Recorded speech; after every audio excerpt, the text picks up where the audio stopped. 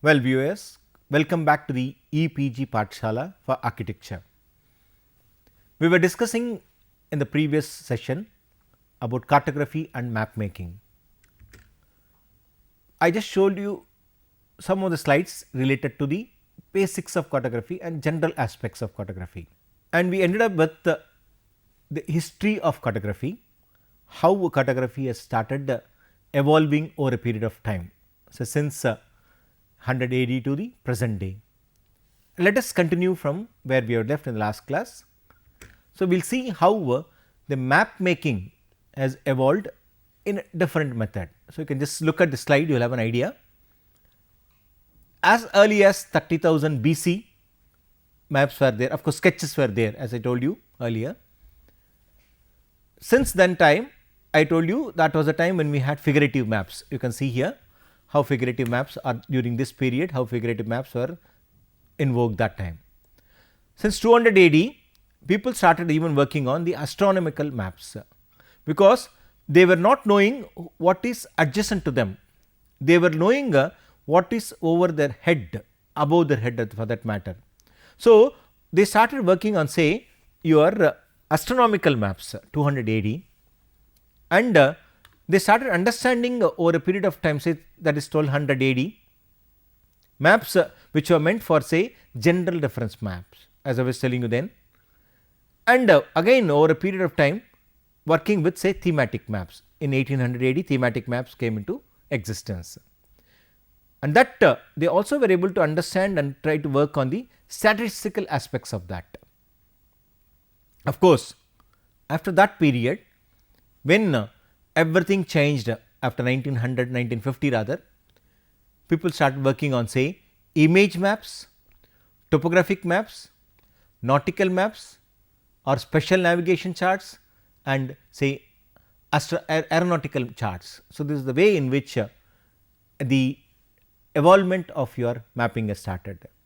See how over a period of time various things have taken place. So, only at a particular time they were working with small details. Once after the 1950s, every other things have started, especially the generation of your topographical map. So, let us continue with the history of cartography. What is the reason, or why should we work with that, or what is the constant goal of a cartographer? People were started working with mapping, and it was all an expensive process. Then at a particular time, people started realizing the importance of maps.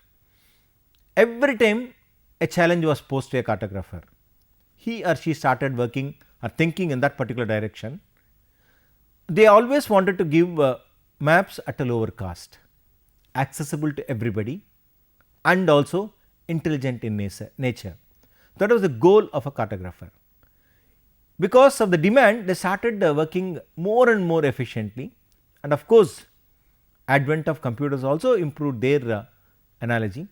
So, people started focusing or concentrating on the field work, because everything and anything I bring from the field, it was much easier convenient for them to convert in the lab because of the advent of computers.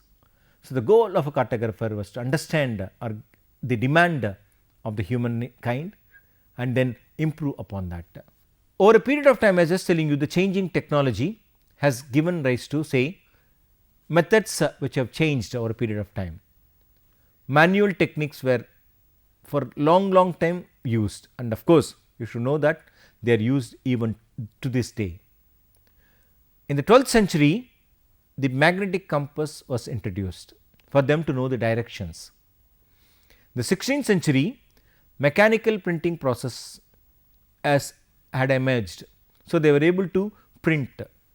Of course, the 17th century, optical technology wherein which they started using lens, and in the 19th century, the photochemical technology, printing started developing. Of course, after 1950s, we have the electronic and the computer technology. So, this has enhanced the appearance of a map, though in those days even in manual it was there, but it was not that as beautiful as have the maps of the present day, because this may be still in vogue, manual methodology or technology, but still it depends on the type of map we are using a computer. So, that is the way things have changed. So, within a computer environment, things have started changing for the development or creating a map. Then we should know certain aspects which I was just telling you. The cartographer should know certain things like geodesy, surveying and other details. Of course, we have already discussed about your remote sensing and GIS, a little about geodesy. Okay? How you can convert or bring the real world aspects onto a sheet of paper. Geodesy, as the definition says, the science that determines the figure of the earth, and very importantly the interrelationship of your selected points on the surface, either by say direct or indirect technologies.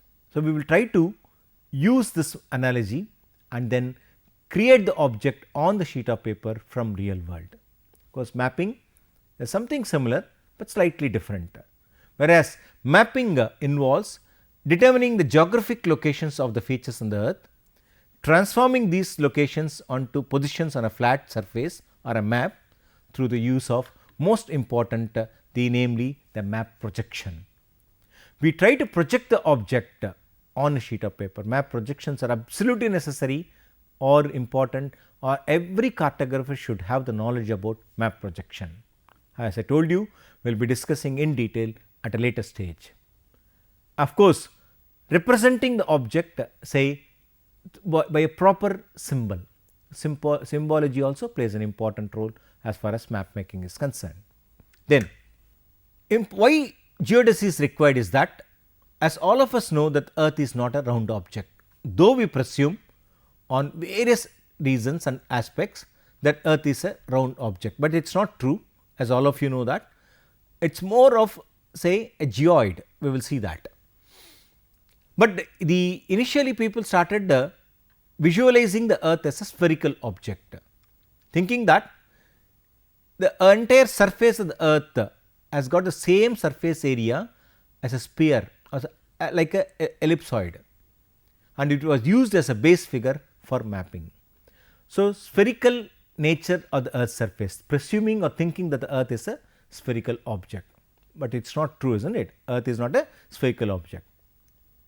Of course, they started understanding earth's surface more of a elliptical, as you know that at the poles it is compressed or it is pressed, at the on the eastern and the western sides you have it is enlarged or bulge, earth bulge we call it as, showing something like a ellipse.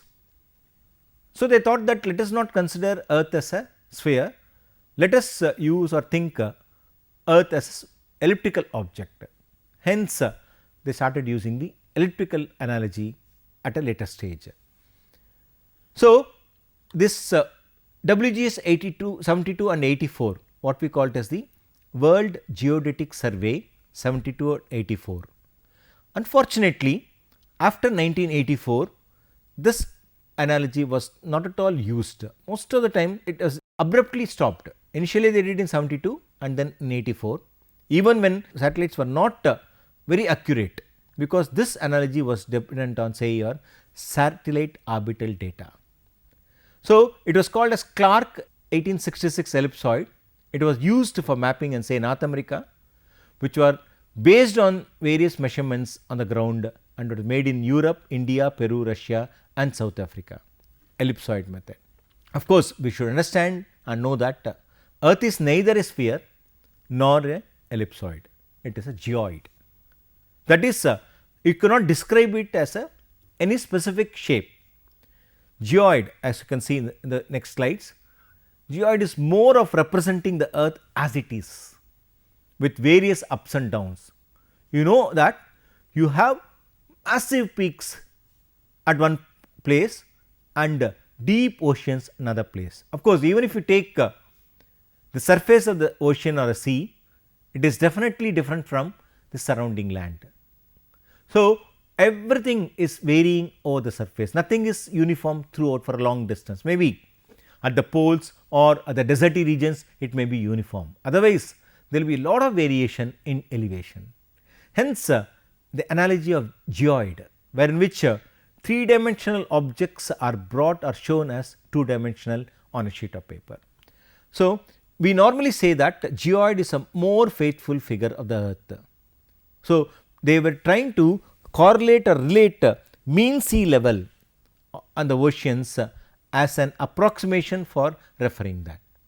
So, they started working because they know that the surface of various oceans and the sea level wherein which the canals were crisscrossing the continents.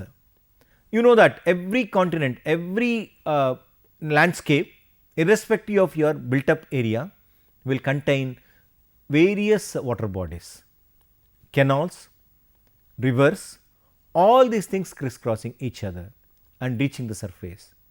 So, ultimate destination of a water body is your sea or ocean to which it is connected.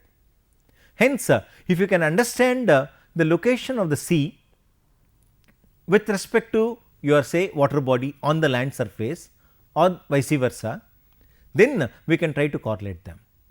So, if you take sea as the mean sea level or the mean level rather, then we try to say that with respect to the MSL or the mean sea level, other things especially your land surface can be measured or its height can be measured.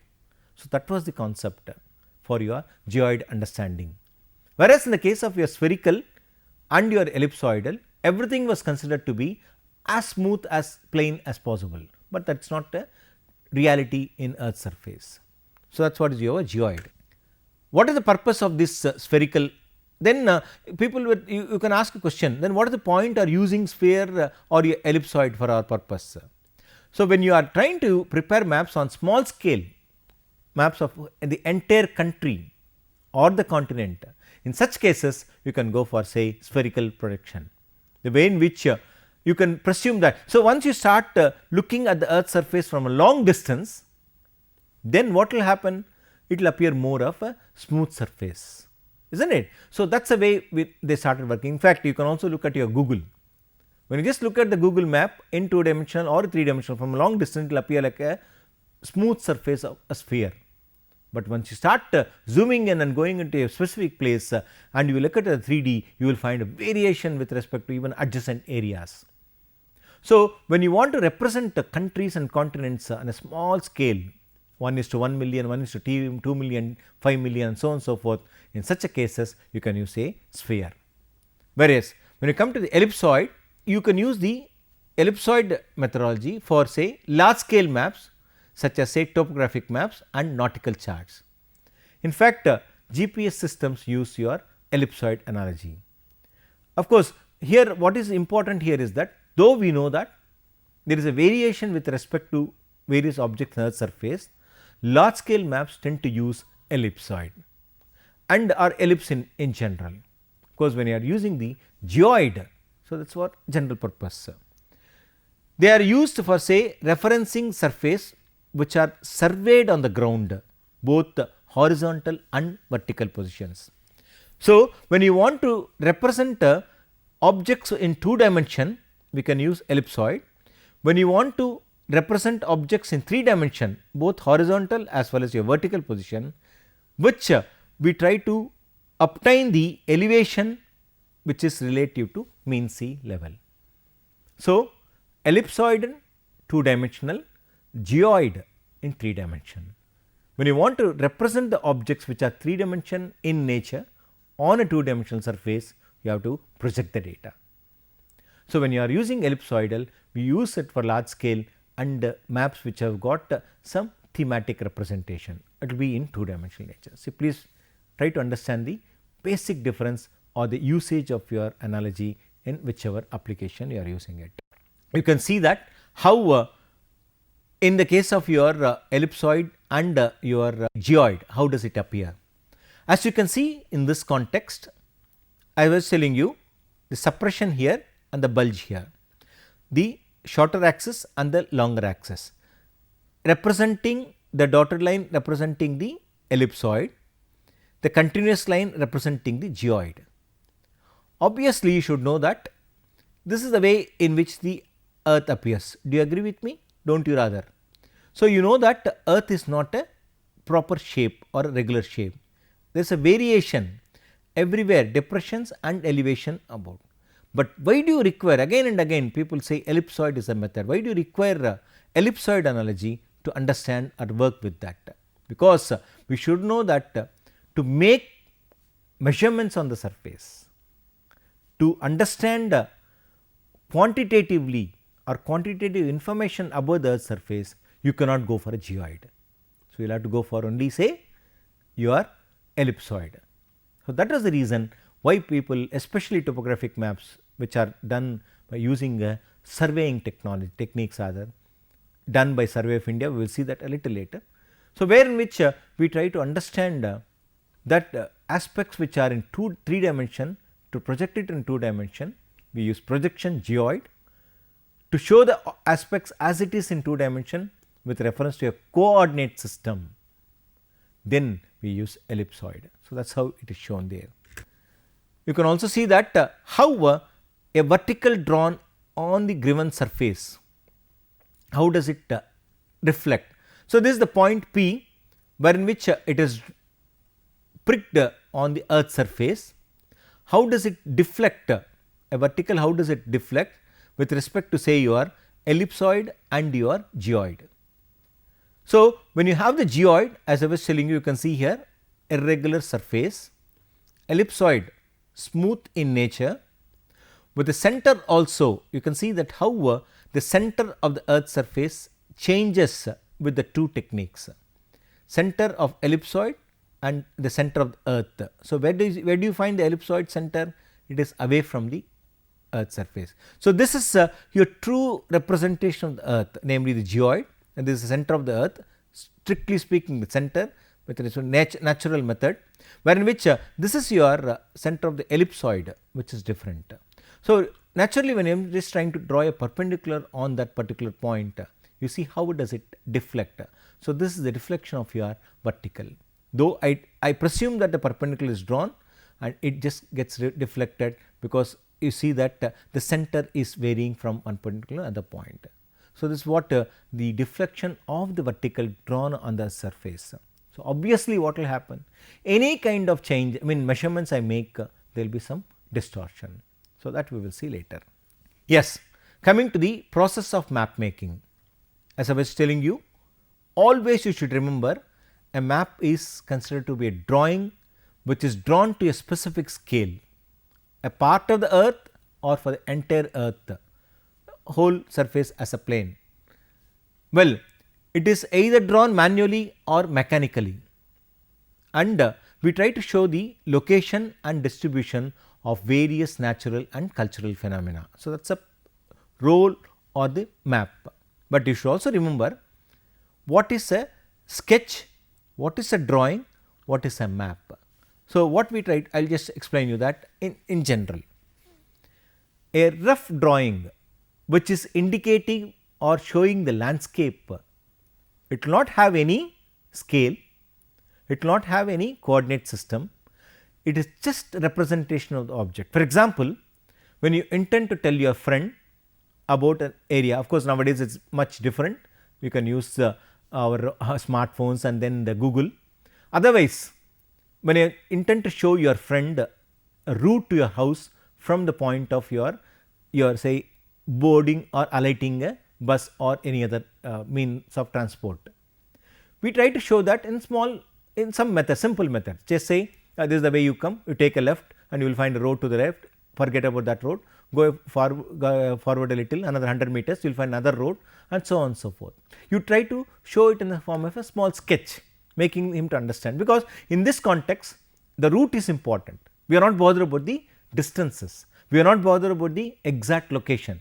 For him to understand the route to reach my house from his point of origin, I just draw a rough sketch, isn't it? So, most of us most of the time we just take a sheet of paper and draw a sketch.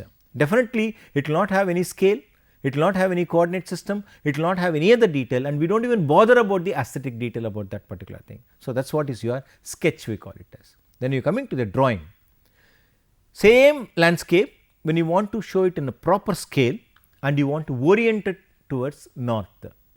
So, simple method understanding. I want to draw a sketch of this particular building.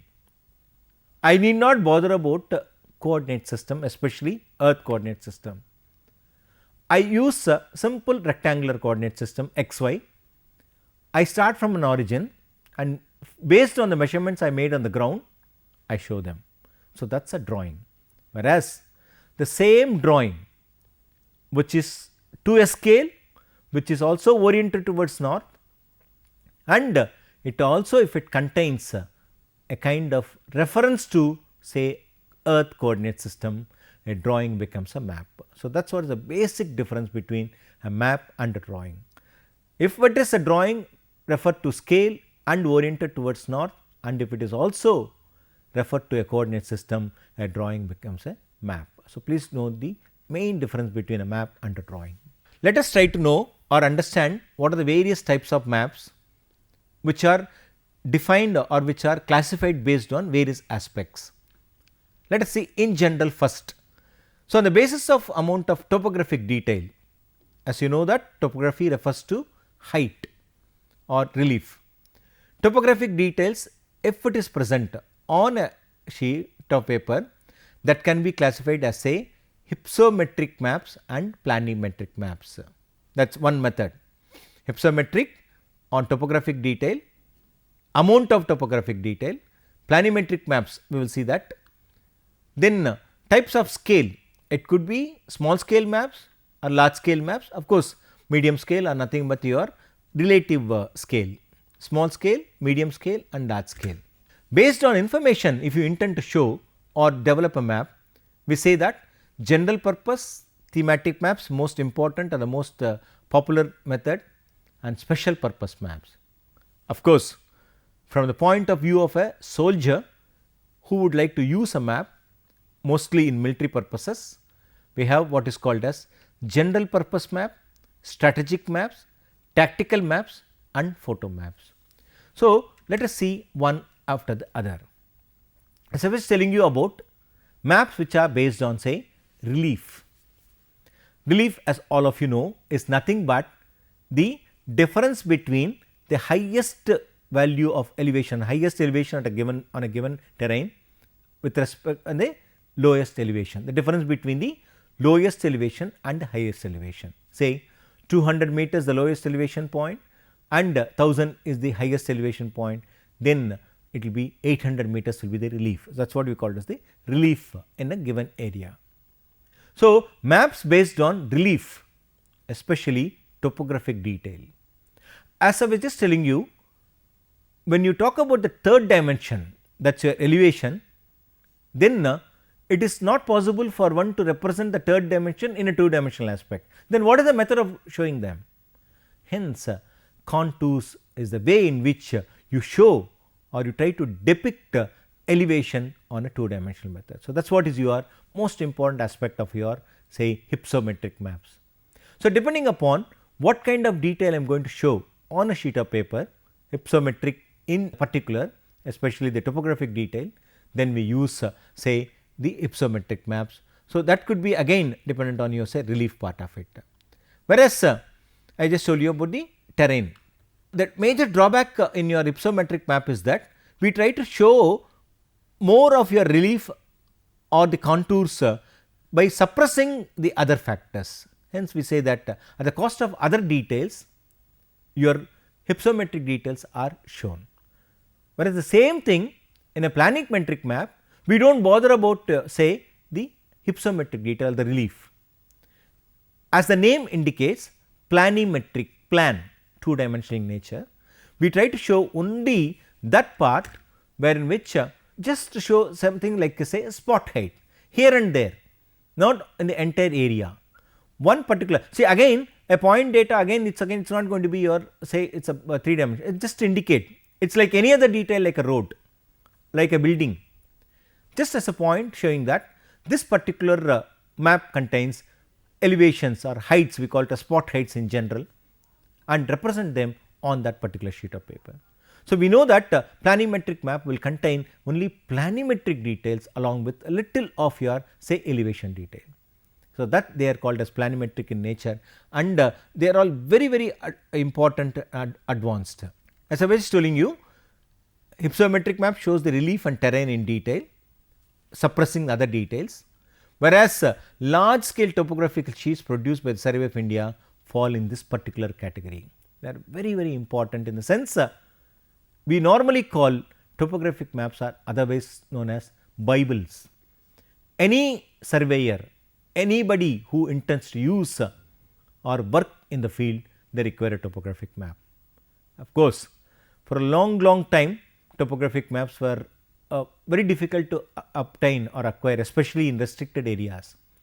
But now with the advent of your smartphones, wherein which everything is shown on in a small piece of your electronic device, but importantly here what you require is the connectivity. If unless otherwise you have internet connectivity, it will not be possible for you to view your say all these maps on your smartphone. But without anything, without the requirement of a smartphone, people were using and still using maps. So, topographical maps are, as I told you, a bible for any kind of study, any kind of understanding the terrain and its natural environment. We use topographic maps and they will be enlarged in scale. We will see the details later. So, I just told you about that. So, planimetric maps are nothing but having details or giving importance to general aspects rather than the relief, and only at here and there spot heights are shown. And as I was telling you, almost all thematic maps are representing the cultural features of the landscape fall in this particular category. Yes, let us see in detail topographic map. So, this is very important for you. Please concentrate and listen. You will understand what is a topographic map, how do you get or obtain a topographic map, how do you represent the scales in a topographic map, what are the details on a topographic map you get, what is the legend part of it. In detail we will be going around in this particular topic. Topographic map or topo sheet in general we call it as, and this is otherwise called as a base map because it will contain everything and anything on the surface of the earth. So, every aspect on the surface is captured and shown on the sheet of a topo map. Of course, this is a small relatively small scale, and you can generally see that the various water bodies, and you have the contour detail, you have the green indicating various forests and reserved forest, and yellow indicating lands which are devoid of vegetation. Of course, when I start understanding and looking at it, I will get so many details from this topo sheet, because you know that topography is nothing but the shape and elevation of the land, because when you are trying to represent that, you have to represent by some means or method. So, we use what is called as contour lines. Contour lines are the methods or way in which you can represent topography.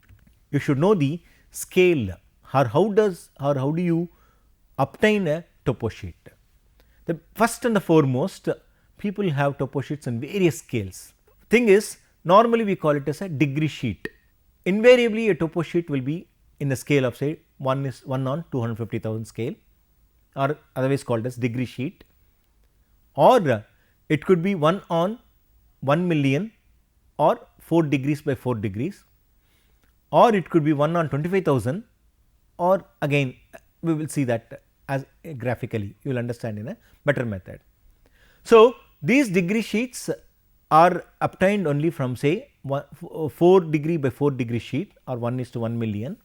As you look at this slide, you can see that topo sheets indicating 4 by 4 degrees by 4 degrees are divided into what is known as your say A, B, C, D up to P. There are 16 units here, or 16 divisions, each representing 1 degree by 1 degree. So, it runs from say here A, B, C, D and E, F, G, H, I, J, K, L, M, N, O, P. So, this is the way it normally is represented. When I take a specific degree sheet, this is your degree sheet A, I divide that further into 16 units, each representing 15 seconds by 15 seconds. So, 1 degree A is divided into 16 parts, shown as rather A1, A2, A3 and so on as A16. So, when you look at it, in the east west it will be 1, 5, 9, 13, in the north south it will be 1, 2, 3, 4. So, it is not 1, 2, 3, 4 like this is a conventional method of doing it. So, a degree sheet is divided into 16 parts and that is representing 1 on 50,000 scale, the most popular scale of your topo sheet, which is available for the entire country. Of course, there are some restrictions as far as this topo sheets are concerned. There are restrictions with respect to, say, all topo sheets which are very close to international boundaries are restricted. Everybody cannot have access to it other than educational institutions and government agencies. All topo sheets which are bordering the natural waters, sea or ocean or whatever it is, that they are all again restricted up to about 75 kilometers or 25 kilometers from the coast is a restricted area. I told you international borders, either it is going to be your international any other country or any other aspects like your say Himalayas and things like that, you cannot have access to that. Similarly, all topo sheets which are bordering your waters are restricted to general public use. So, topo sheets are, as I told you, a bible and it will not be available as it is. Then we have topographic maps, as I told you about your degree sheets divided into n number of or 16 units, each representing 15 seconds by 15 seconds. They are further divided into, say, 25,000 scale maps, namely your 1 on 25,000 scale, wherein which it is defined as northwest, northeast, southeast, southwest, 4 parts, or it could be 6 parts, 1, 2, 3, 4, 5, 6, how you have here 1, 2, 3, 4, something like that. So, 1, 4, 2, 5, 3, 6 or 1, 2, 3, 4, 5, 6. Many a times it will be northeast, northwest, north, south, southwest and southeast, or it could be 1, 2, 3, 4, 5, 6. Initially it was 1, 2, 3, 4, 5, 6, 6 units. Then most of the 25,000 scale maps are divided into 4. So, one small area of 15 seconds by 15 seconds is divided into this, indicating 12.5 by 12.5, and this is how it appears. So, incidentally, these topo sheets are not available for the entire country, they are very much restricted and it is very difficult to obtain them. So, let us just see a little part of it. I think yeah. So, before going into the other aspects of topo sheets, let us break for the day and let us close. Thank you.